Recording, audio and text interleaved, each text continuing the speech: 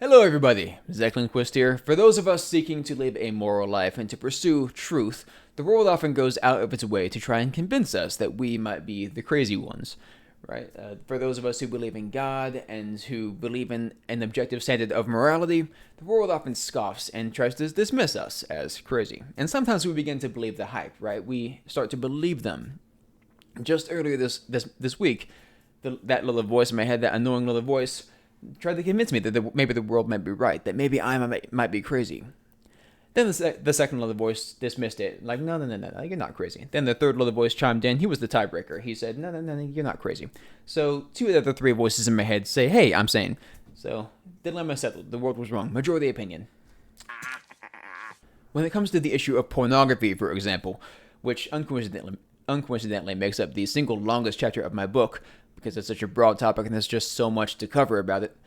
But the self-described experts try so hard to convince us that porn is somehow good for us, that it's liberating both for the porn star and for the porn viewer, that its consumption somehow builds up marriages rather than destroying them. These are claims that are actually made to this day.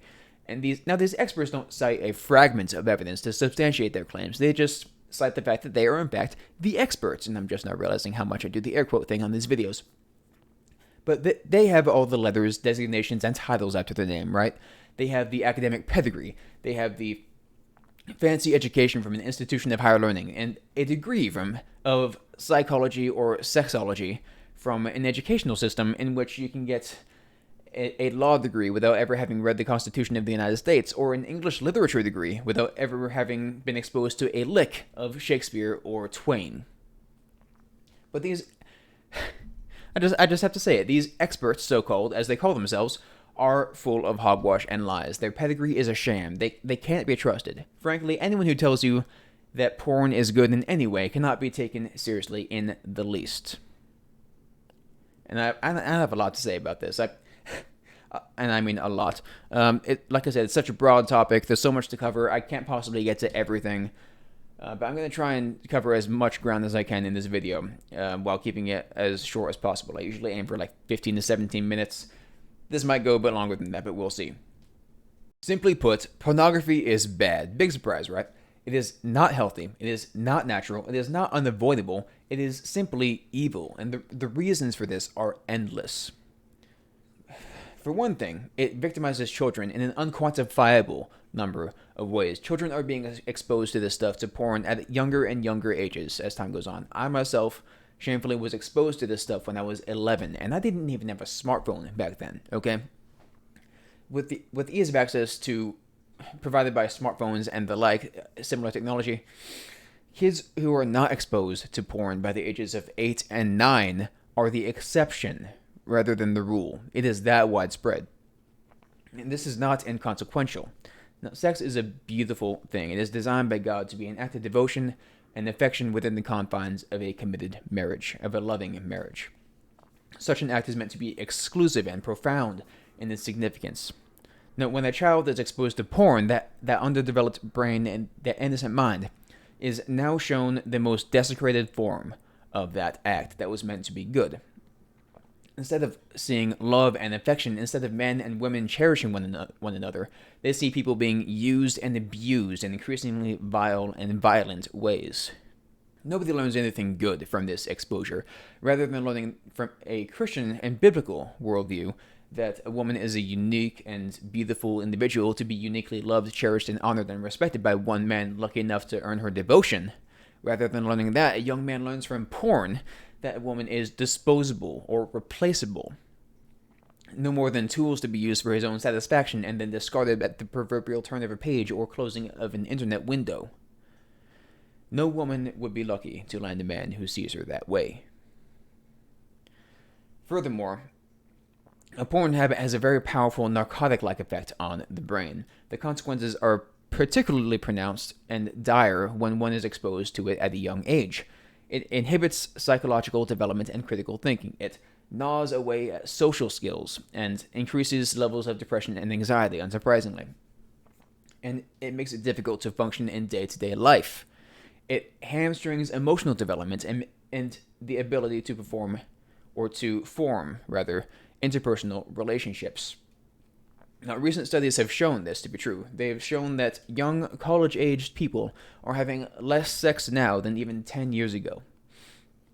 Now, I so wish that this was because there was some sort of revival in the college world and that young people had just suddenly decided to start remaining chaste and abstinent until marriage. I so wish that this was the case. Sadly, to my great disappointment, to my great sorrow, this is not the case.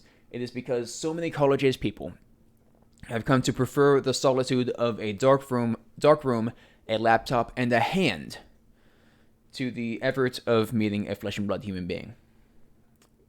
Women are being replaced by screens full of debased and craven images, and of some of the most depraved acts the human imagination has ever conjured. And people are wondering why depression is skyrocketing in our culture. Another way that this stuff victimizes children, beyond what it does to the children who are exposed to it and view pornography, is that the pornography industry actually feeds human trafficking. It's a big deal. It feeds human sex trafficking by providing both a demand and a market. Now, popular porn sites are absolutely filled and riddled with videos of human trafficking victims, and it's very hard to sift through all of this and pick out which is which. It's very hard to tell, but it happens all the time. Videos are made of young people, many of whom are underage, against their will, and uploaded for profit, for the profit of the worst kinds of criminal scum. Now, in less obvious fashion, porn also feeds the basest forms of human appetite, and the more it is fed, the more it grows and devolves into more grotesque appetites, right? Sexual sin always escalates when it is fed and enabled. It always grows into something more perverse and sinful over time. It can turn a relatively normal person into an everyday pervert, and from that it can turn that pervert into a sexual abuser, and from there it can turn somebody into somebody who partakes in prostitution and sex trafficking. There is no such thing as innocent sexual sin. It always leads to something worse. Things always escalate where this stuff is concerned. There is no exception. Now, turning down the temperature just a bit from that heavy topic and detour, let's also address for a moment the consequences to self and marriage that arise from porn consumption. Now, in short, you do not want this stuff anywhere near any relationship you claim to care about. It is a poison to relationships of every kind, and especially to a marriage. Many a man has said to himself while he was single, I won't keep viewing porn and masturbation after I get married. It's just something that I'm doing to keep myself satisfied until then. But every man who has ever uttered those words has found himself to be mistaken. This habit, if not quit cold turkey before marriage, will always follow a man into his marriage and wreak havoc.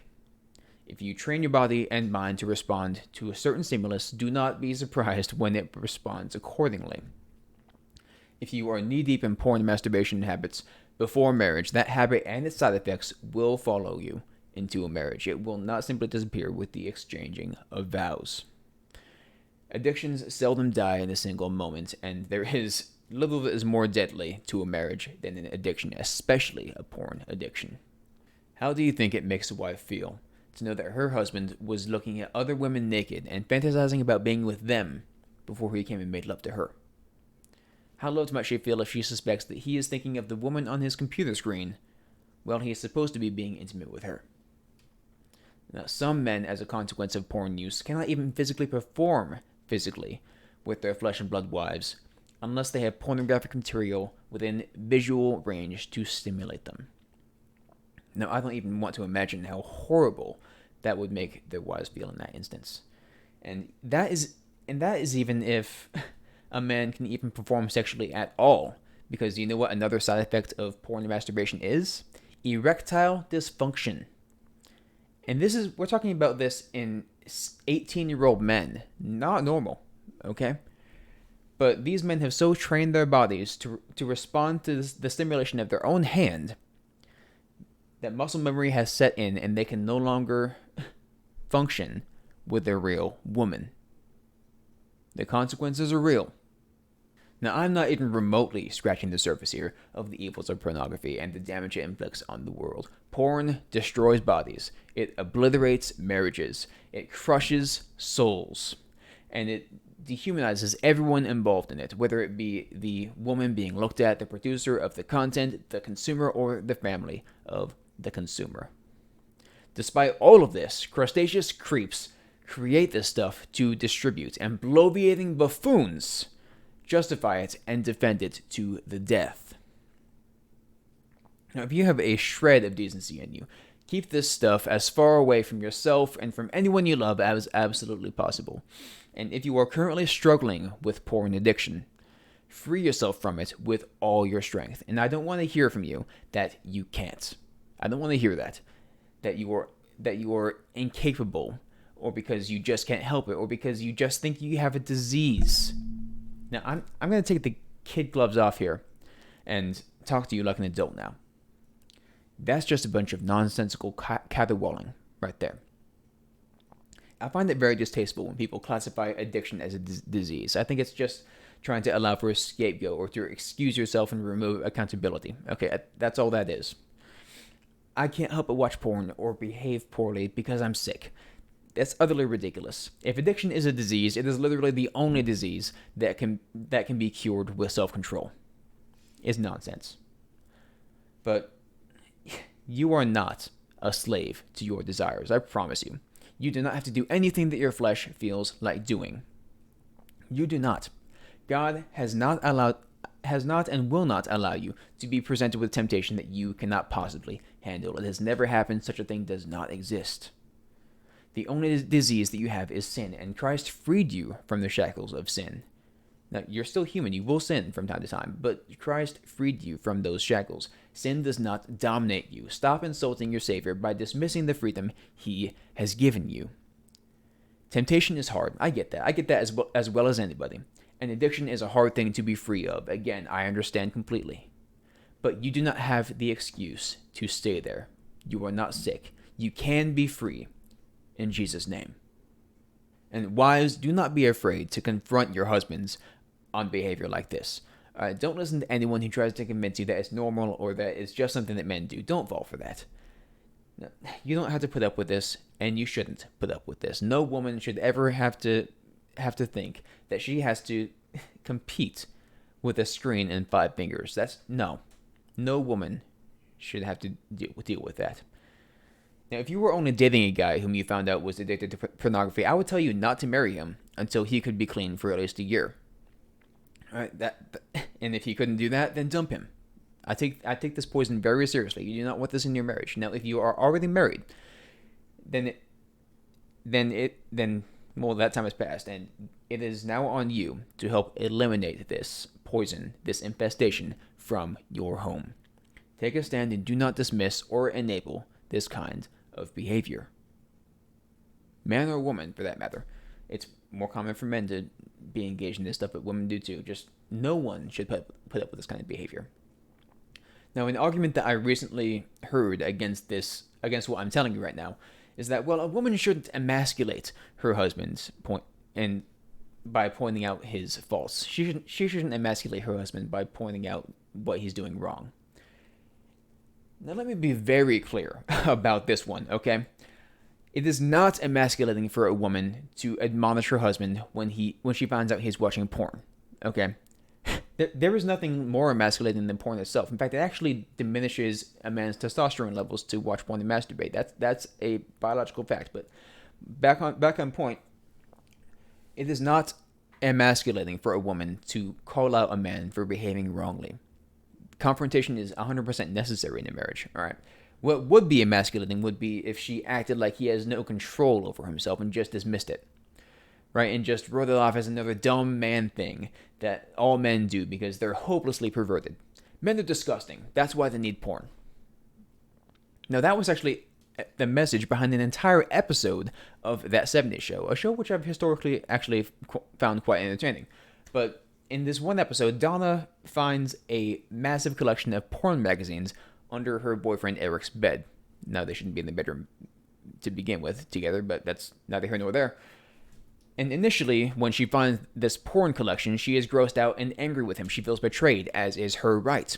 Her boyfriend is a little weasel, and he diminishes his own masculinity by this with this kind of behavior, and he